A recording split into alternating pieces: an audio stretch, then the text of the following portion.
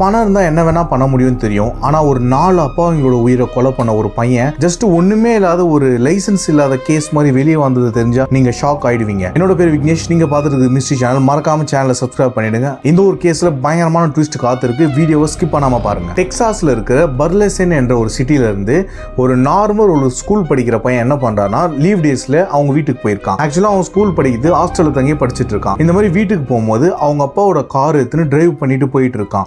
So அந்த ஏரியாவில் பசங்க இருந்திருக்காங்களே, அந்த மாதிரி பசங்க கூட டிரைவ் பண்ணிட்டு போயிட்டு இருக்கான். பட் போன பசங்க கூட அமைதியா இல்லாம பயங்கர சரக்கு அடிச்சிருக்கான். பயங்கரமான மது போதையில இருந்திருக்கான். கொஞ்ச நஞ்ச போதையில 1 மடங்கு 2 மடங்குல 4 மடங்கு போதையில இருந்திருக்கான். எதிர்க்க நிக்கிறவங்க யாருன்னு கூட தெரியாத அளவுக்கு போதை ஆயிருக்கான். அதுக்கப்புறம் என்ன நடந்துச்சுன்னா, அவன் அந்த பார்ட்டிலாம் அட்டெண்ட் பண்ணிட்டு செம்ம என்ஜாய் பண்ணிட்டு வீட்டுக்கு போலான்னு சொல்லிட்டு அவன் ட்ரக்கை எடுத்துட்டு ஓட்ட முடியாம ஓட்டிட்டு வந்துட்டு இருக்கான்.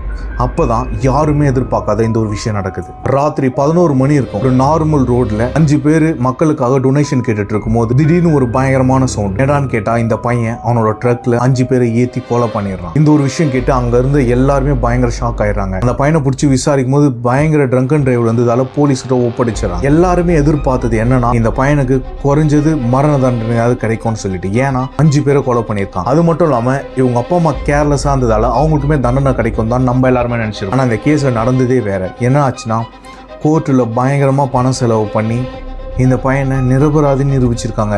அப்பா அம்மாவோட அரவணைப்புல வளராத இந்த பையனுக்கு சில சமூக அறிவுலாம் தெரியல. இவன் தெரியாம பண்ணிட்டான், இவனை மன்னிச்சு விடுங்கன்னு சொன்னதுக்கு ஜட்ஜுமே ஆமான்னு சொல்லி இந்த பையனை வெளியவும் விட்டு இருக்காங்க. இந்த கேஸ் பயங்கர பாப்புலர் ஆகி வைரலாகவும் ஆரம்பிக்குது. அதுக்கப்புறம் அமெரிக்கால எல்லாருமே ப்ரொடெக்ட் பண்ணி ஒரு கேஸை மறுபடியும் எடுக்க வச்சு அந்த பையனுக்கு பயங்கரமான மரண தண்டனையும் வாங்கி கொடுக்குறாங்க. பணம் இருந்தால் என்ன வேணா பண்ண முடியும்ன்றதுக்கு இந்த கேஸ்க்கு ஒரு உதாரணம்.